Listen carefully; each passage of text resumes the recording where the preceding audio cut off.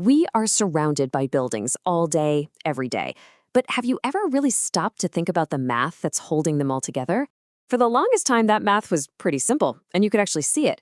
But something's changed. Today, we're going to dig into how this hidden mathematical revolution is creating some of the most complex, just absolutely breathtaking architecture the world has ever seen. I mean, just look at this. This is Federation Square in Melbourne, Australia.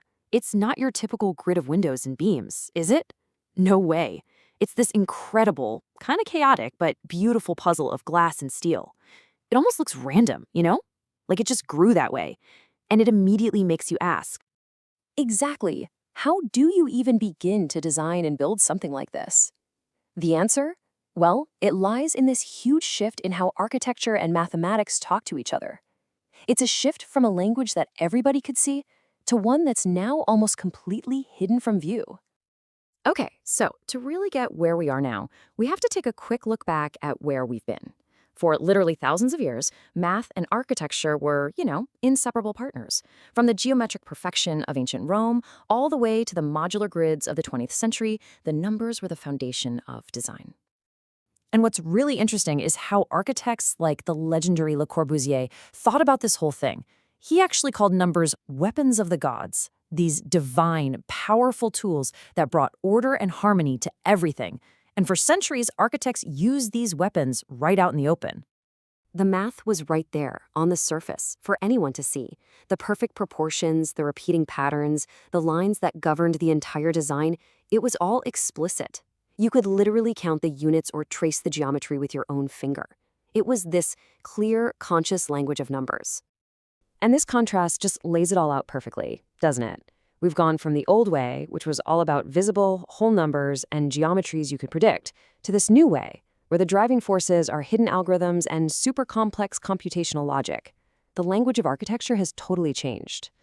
So, what happened? Well, what happened was a quiet, but incredibly profound revolution.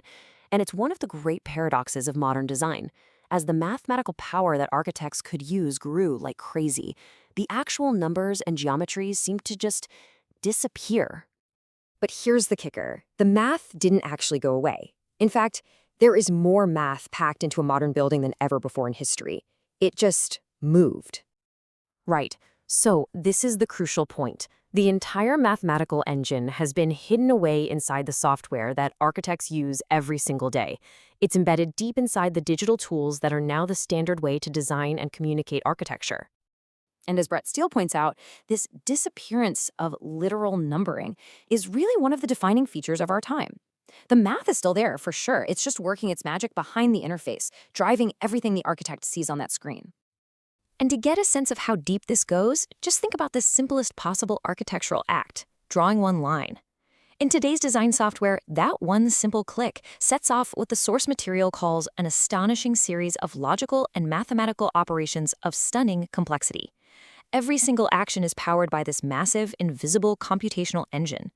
And all this hidden power has handed architects a completely new mathematical toolbox.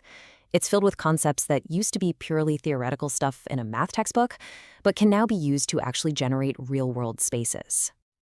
These are the new weapons of the gods. Instead of simple geometry, architects are now playing with concepts from some pretty advanced math. They're using things like packing and tiling algorithms to create complex facades like the one we saw on Federation Square. They're using optimization to design the most efficient, strongest forms with the least amount of material. They can even use something called datascapes to turn information, like, say, wind patterns or foot traffic, into the actual shape of a building. And then you get into concepts like topology, which completely rethinks what space even is.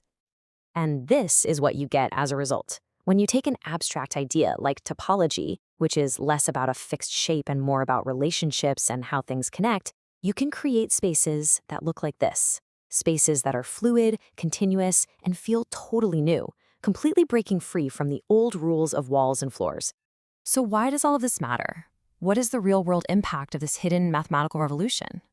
Well, it goes way beyond just making cool-looking buildings. Yeah, this isn't just about making things look interesting. It's about using this new math to solve real problems. Optimization algorithms can design stronger structures that use way less material.